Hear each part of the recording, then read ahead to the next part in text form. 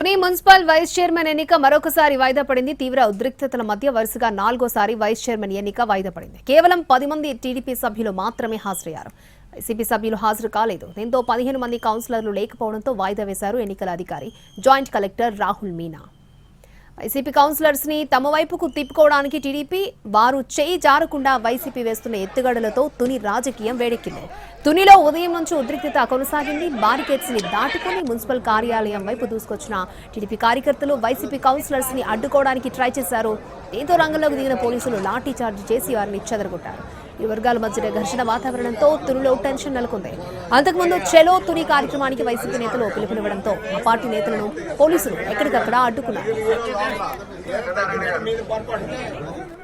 తునిలో 30 వార్డులుండగా మొత్తం వైసీపీని గెలిచింది. ప్రస్తుతం అందులో 2 ఖాళీలున్నాయి. 10 మంది వైసీపీ కౌన్సిలర్లు టీడీపీలో చేరిపోయారు. ఎమ్మెల్యేతో కలుపుకుంటే టీడీపీ బలం 11కి చేరింది. వైసీపీకి 17 మంది కౌన్సిలర్స్ ఉన్నారు. వారిలో 4ని తన వైపుకు తిప్పుకోవాలని టీడీపీ ట్రై చేస్తోంది. కౌన్సిలర్లు స్వేచ్ఛగా ఓటేసేలా చేస్తే తమ గెలుపు ఖాయమంటోంది. 17 మంది కౌన్సిలర్స్ ని దాడిశెట్టి రాజా బంధించారంటూ టీడీపీ ఆరోపిస్తోంది. తుని మున్సిపల్ వైస్ చైర్మన్ ఎన్నిక మరొకసారి వాయిదా పడింది. తీవ్ర ఉద్రిక్తతల మధ్య వరుసగా 4వ వైస్ చైర్మన్ ఎన్నిక వాయిదా పడింది. కేవలం 10 మంది టీడీపీ సభ్యులు మాత్రమే హాజరయ్యారు. వైసీపీ సభ్యులు హాజరు కాలేదు. దీంతో 15 మంది కౌన్సిలర్లు లేకపోవడంతో వాయిదా వేశారు ఎన్నికల అధికారి joint collector Rahul Meena.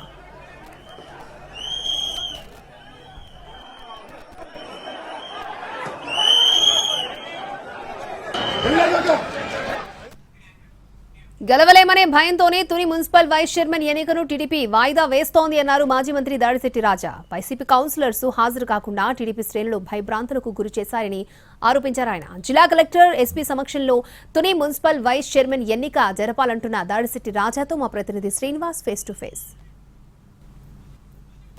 Tuni municipal vice chairman ఎన్నిక వరుసగా 4వ వాయిదా పడటం జరిగింది. ఇప్పటికే 2 సార్లు లాండ్ ఆర్డర్ ప్రభావంతో వాయిదా పడితే మరో 2 సార్లు క్వారం లేకపోవడంతో వాయిదా పడటం జరిగింది. అయితే ఇక్కడ అంతా కూడా చూసినట్టయితే ఈసారి ఎటువంటి క్వారం లేకుండానే ఎన్నిక నిర్వహించడం జరుగుతుంది.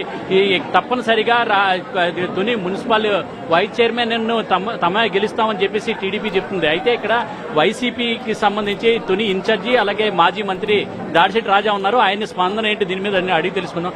సార్, ఈసారి ఎన్నిక జరిగితే ఎటువంటి క్వారం లేకుండానే ఎన్నిక నిర్వహిస్తారు, అప్పుడు మేమే కైవసం చేసుకుంటాం టీడీపీ చెప్తుంది. మీరేమంటారు? తుని మున్సిపాలిటీలో యాక్చువల్గా 30 మంది కౌన్సిలర్స్, టీడీపీకి 1 కౌన్సిలర్ కూడా లేడు. 10 మందిని ప్రలోభ పెట్టో ఏదో పెట్టో 10 మందిని తీసుకున్నారు. వాళ్ళ బలం 10 మంది, మా బలం 17 మంది. ఇద్దరు కౌన్సిలర్లు ఒకళ్ళు రాజీనామా చేశారు, ఒకళ్ళు స్వర్గస్థులు అయ్యారు. పూర్తిగా ప్రజాస్వామ్యాన్ని తొంగలో తొక్కి, ఇది చైర్మన్ గారి హౌస్, ఇది చైర్మన్ గారి హౌస్ మున్సిపల్ ఆఫీస్ పక్కనే. నిన్న చైర్మన్ గారు ఇంటి మీద దాడి చేసి బీసీ మహిళను చైర్మన్ గారి మీద కేసులు పెట్టి A1 కింద ఆవిడని పెట్టి వాళ్ళ ఇంటి మీద దాడి చేసి పూర్తిగా ప్రజాస్వామ్యాన్ని తొంగలోకి తొక్కుతున్నారు తుని కాన్స్టిట్యున్సీలో. అదేవిధంగా జిల్లా అధికారులకి తుని కాన్స్టిట్యున్సీ మీద పట్టు లేదు. కలెక్టర్ గారు కానీ ఎస్పీ గారు కానీ తునిలో ఏమి చేయలేకపోతున్నారు. వాళ్ళు ఇక్కడ తుని లోకల్ పోలీస్ కానీ లేకపోతే తునిలో టీడీపీ నాయకులు కానీ కార్యకర్తలు కానీ వాళ్ళ దౌర్జన్యంలో తుని నడుస్తుంది తప్పిస్తే వాళ్ళకి వ్యవస్థలకి పట్టులేదు తుని కాన్స్టిట్యున్సీ. ఎందుకంటే గౌరవ హైకోర్టు వారు క్లియర్ గా ఇన్స్ట్రక్షన్స్ ఇచ్చారు ఎన్నిక జరపమని చెప్పేసి. ఈ రోజు కూడా మార్నింగ్ కంటెంట్ మూవ్ చేసాం. కంటెంట్ ప్రకారం కలెక్టర్ గారికి, ఎలక్షన్ కమిషనర్ గారికి, అదేవిధంగా ఎస్పీ గారికి నోటీసులు ఇవ్వడం జరిగింది. ఏం జరుగుతుందో చూద్దాం. వాళ్ళ థియరీ గమనిస్తుంటే వాళ్ళ పరిస్థితి ఎట్లా ఉందంటే మెజారిటీ వచ్చే వరకు వాయిదాలు వేసేలా కనపడుతున్నారు. వాళ్ళకి మెజారిటీ వచ్చే వరకు వాయిదాలు వేసేలా ఉంటారు. నిజంగా వాళ్ళ కోరం ఉండి బలం ఉంటే అనౌన్స్ చేసుకోవచ్చు కదా వాళ్ళ మెజారిటీ. నేను మా కౌన్సిలర్స్ ని ఏఎస్పీ గారికి, డిఎస్పీ గారికి అప్పచెప్పాను, అందరూ కలిసి దగ్గరుండి చేయించండి అని చెప్పేసి. కానీ కొంత దూరం వెళ్ళిన తర్వాత కౌన్సిలర్స్ ప్లానాలు అరిచేతిలో పట్టుకుని వచ్చారు, వెనక్కి పారిపోయి వచ్చేసారు. అదంతా మీడియాలో చూశారు అందరూ కూడా. అందరూ మీ టీవీలో కూడా లైవ్ టెలికాస్ట్ అయింది, అదంతా చూశారు. మరి ఏంటి అర్థం ఏంటి? ఏమన్నా అంటే కౌన్సిలర్ నిర్బంధిస్తే మళ్ళీ ప్రాణాలు అరిచేతులు పెట్టుకుని నా దగ్గర పరిగెట్టుకుని వచ్చేస్తారు వెనక్కి. ఇది పూర్తిగా ప్రజాస్వామ్యాన్ని తుంగలో తొక్కి ఆడి గేమ్ అది. రెడ్ బుక్ రాజ్యాంగం నడుస్తుంది అది. మా వాళ్ళందరినీ కూడా దాడిశెట్టి రాజా గారు నిర్బంధించారు అని చెప్పి ఈ కౌన్సిలర్ యొక్క కుటుంబ సభ్యులు పోలీస్ స్టేషన్ లో కేసు పెడతాను అంటున్నారు. ఎవరో పెట్టలేదు, పెడితే ఈ పాటికి తీసుకెళ్లిపోతారు. కేసులు అన్నాయి అపోజిషన్ లీడర్ మీద కామనే కదా, మాకేమన్నా బలం ఉంది అప్పుడు. ఎవరన్నా ఒక పెట్టున్నా ఈ పాటికి తీసుకెళ్లిపోతున్నాను లోపల వేసి.